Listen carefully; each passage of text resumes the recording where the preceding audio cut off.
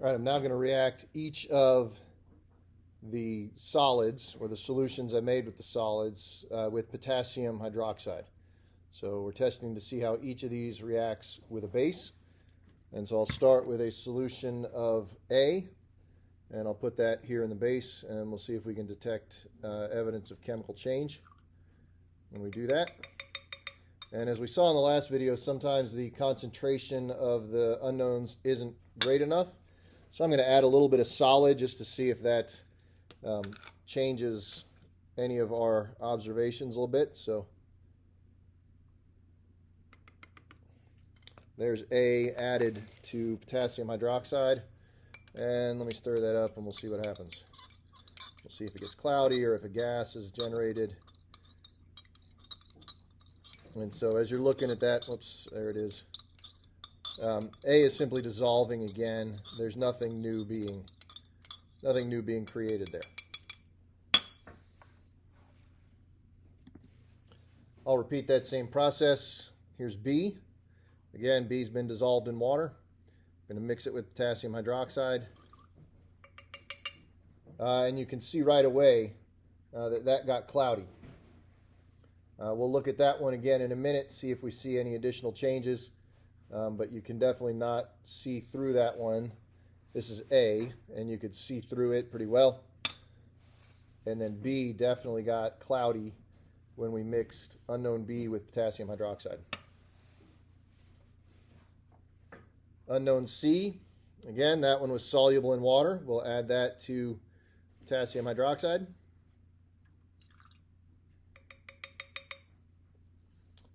And not seeing nothing observable yet. So let me add a little bit of solid C, just in case our solution wasn't concentrated enough for us to see any clear signs of chemical change. So here's solid C. I'll add some of that in there. I'll mix it up and we'll see if there is any evidence of chemical change happening here.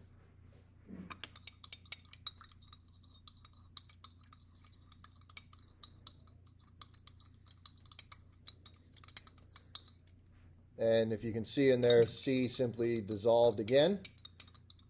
So I would say there's no evidence of chemical change when the unknown C is reacted with a base. And now we have D, which again was insoluble in water. I just mixed that up again. I'll pour that into the base.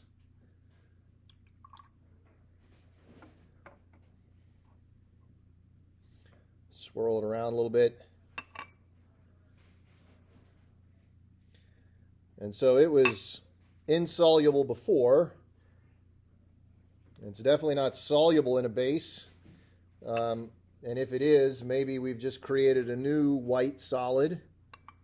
I'm not sure we can conclude a whole lot from these observations here whether or not there was a chemical change, because the unknown D was cloudy before we added it to the base, and now the base with the unknown D is also cloudy. So nothing can be concluded from that other than that it's still cloudy.